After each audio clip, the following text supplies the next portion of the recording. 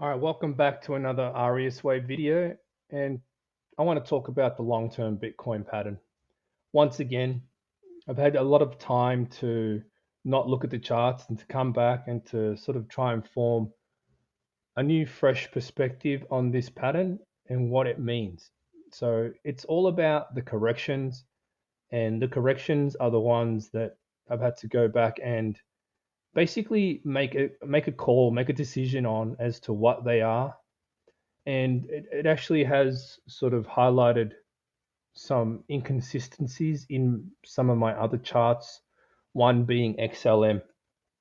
So this to me now is just a matter of waiting and seeing what's going to happen. But my explanation for what's happening right now is that we're in a wave five.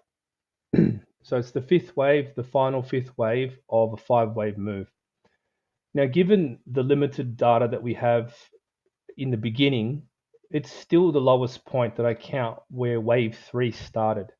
So wave three having started in 2010, I believe that that did end in 2021. And then the move down was a complete correction.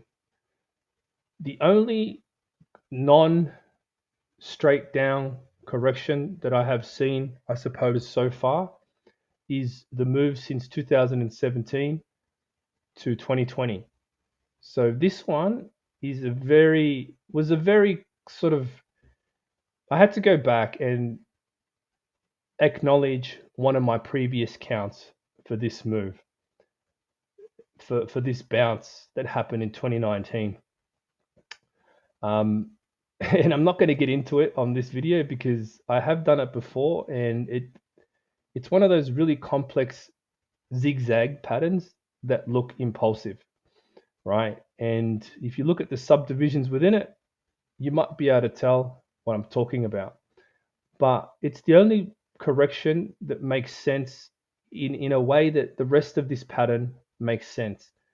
If I try to make this something else, something different, this correction happened since 2021 down to 2022.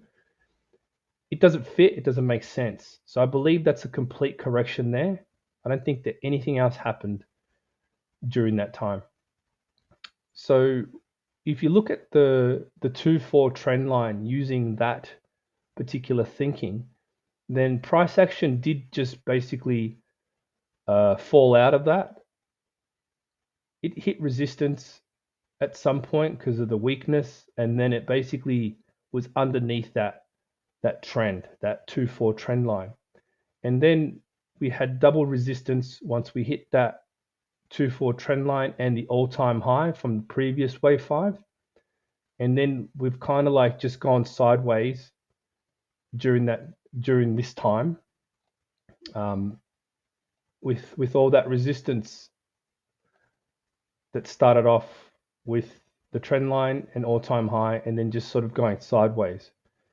Now, at this point, my minimum expectation for this next move will be 118,000, but it could go higher depending on how you measure it.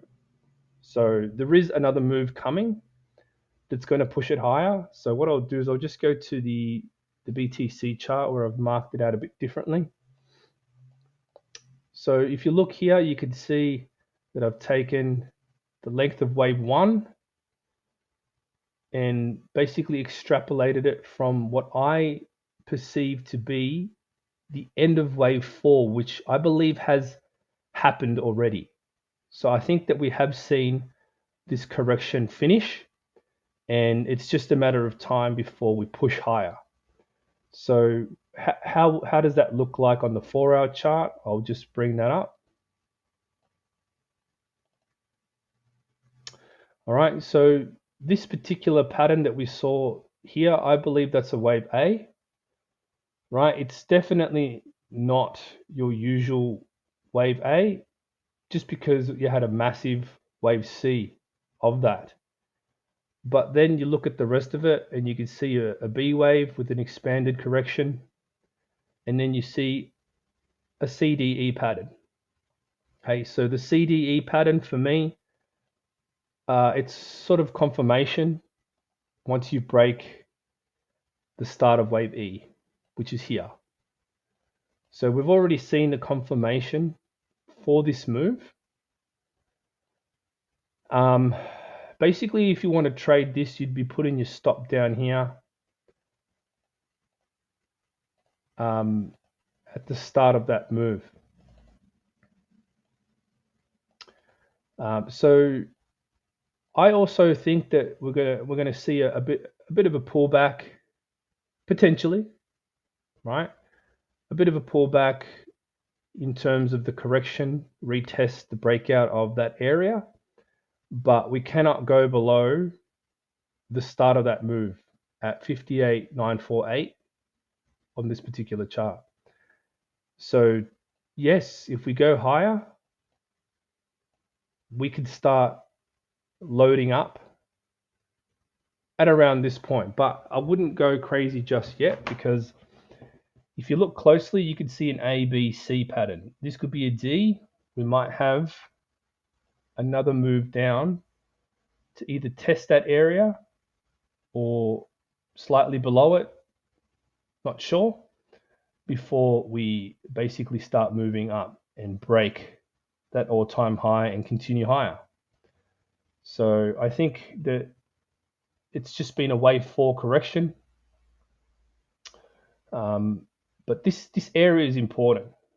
So I would be paying attention to this area. This could be critical support at 58,000, 59,000, around there, for a move higher. So, if you want to pull out the fib, you'd be basically looking for, a 50% or 0.618 retracement before we start to move higher.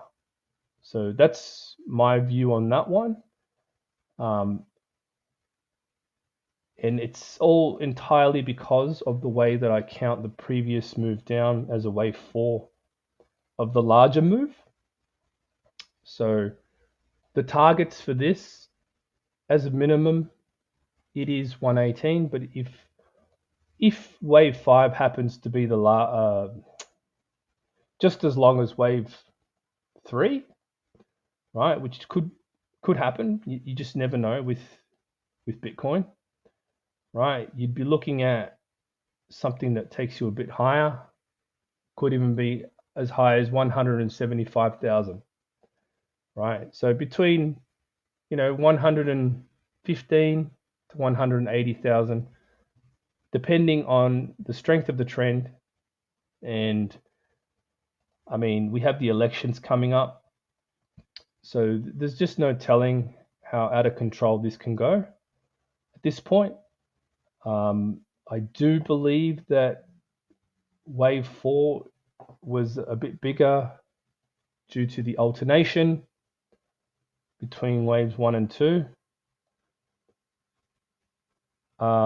Without making things too complicated, this is the way that I see it at this point.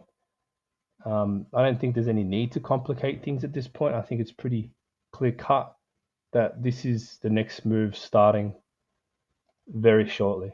So I'll keep updating on this one as I see it progress.